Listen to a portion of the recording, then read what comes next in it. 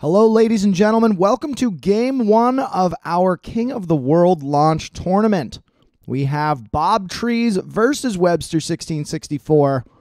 I am Binary Brand, and I will be your caster for this whole tournament. We have 9 entrants. This match, we'll bring up the bracket afterwards, but this match is the first round. Because there are an odd number of players, everybody gets a bye except for these two guys.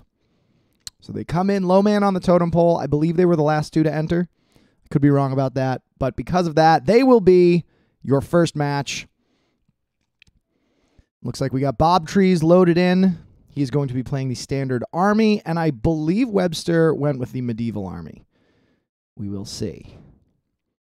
But for those of you unaware, we are going to be on the Middle East map. You can see from the background here.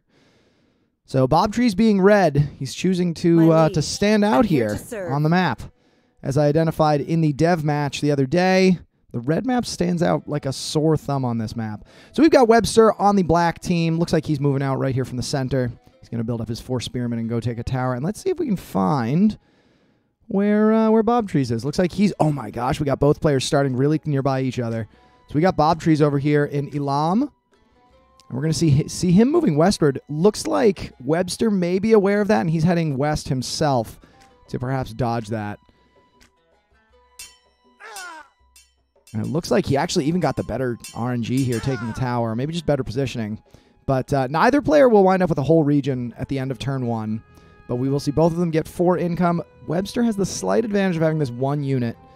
And also the slight advantage... oh, wait, I guess... No, I stand corrected. Bobtrees also has 1 soldier left over. So now we see a couple more soldiers coming out. 5 in total for bobtrees. He's going to push to the northeast here and take this last tower, get himself that region bonus. And unsurprisingly, we will see Webster heading south to do the same. Unfortunately, he's got the bad position. He's got to walk right through the tower and tank this guy. Probably wind up losing him, but he will be just fine to take this tower. And now we see both players with a total region. However, Webster, very slight advantage, 8 income to the 7 that bobtrees will be getting. And now the real question is, again, because these players are so close together, I want to see where they're going to go next. Looks like bobtrees doesn't even want to wait. He's going to move in his 3 units. You can take a tower with 3 units, but it's real tough. You gotta micro real hard, and I don't think this is the engagement that will do it. So it looks like we're going to see both players just wait out turn 2. And we'll find out where they're going to head. Again, I want to see... bobtrees wants to go west. And it seems like Webster also wants to go west with his spearmen.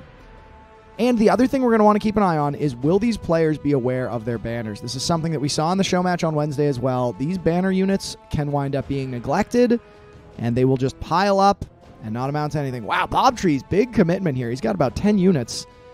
3, 6, 9. He's got 11 units. I stand corrected. But he will be able to take probably both towers in battle. Oh, and let's keep an eye on Webster as well. He takes this tower in North Anbar. And again, he's got this unit back here. He could bring him over and maybe take another tower if he's lucky. Especially if he's going to push in. Looks like he is, but I don't think he's going to be able to take this tower. These units just... yeah, he will do it. All right, great.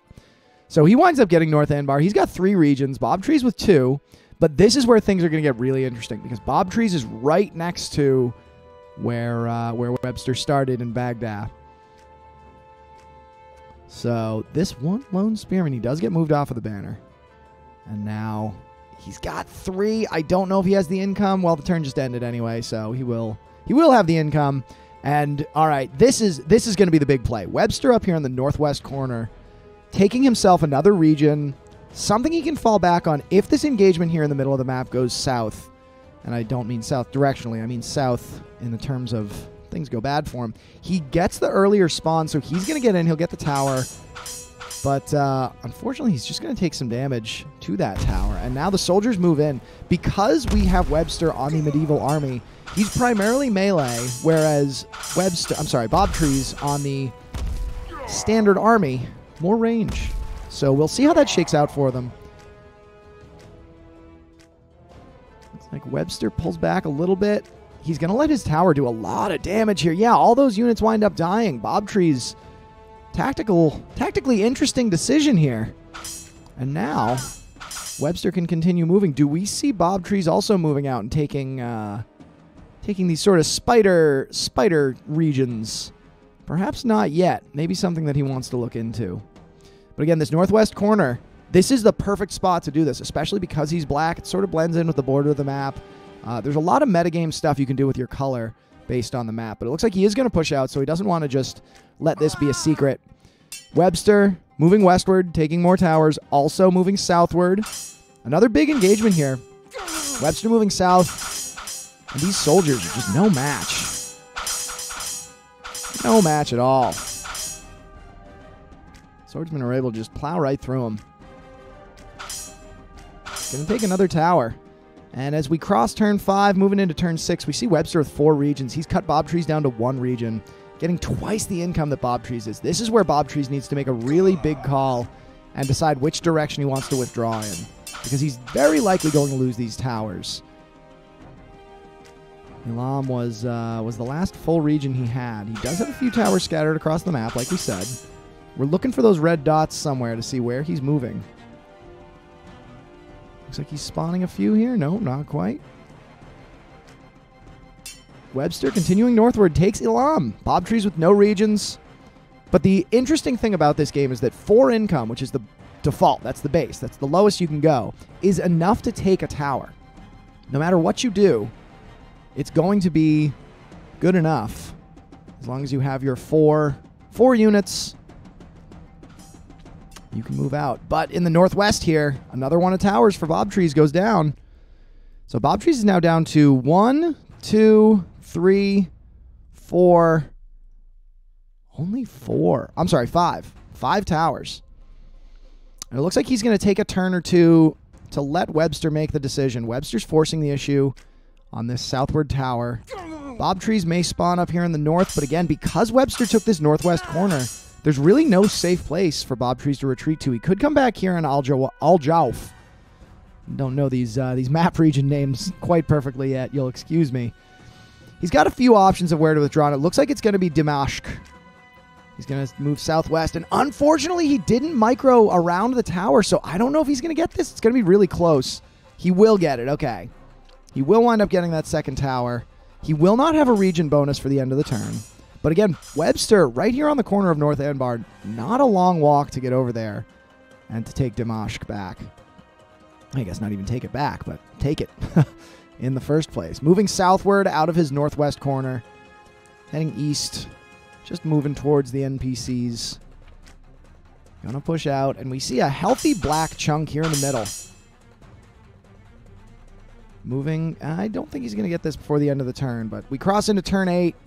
And we do see another bunch of ants moving along here, heading southward.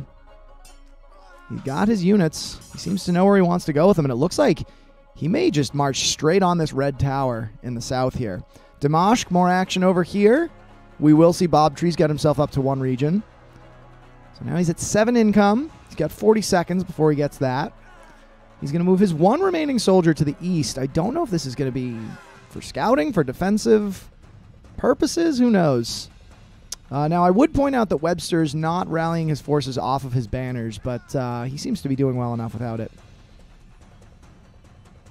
Unfortunately, bobtrees could really take advantage of that if he had banners to rally from which to rally. Webster, dominant in this first match. We talk about this healthy black chunk in the middle here. He's also got a nice-sized force up in the northwest. What started as just 2 towers, 1 whole region, now expanding to include more. See, there's 1 soldier here and 1 on the banner.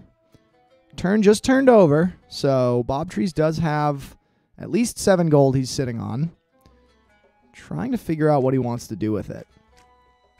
Webster making the smart play. He doesn't need to force the issue. He doesn't need to end the match just yet. Yes, he does have the economical advantage. He does also have straight up more units, but he does not need to just put his foot right on the throat of bobtrees. He can very easily just take these surrounding regions, and he knows he can starve him out, cut him off. Under attack. Here we go. Here's bobtrees making the smart play, expanding his secondary region.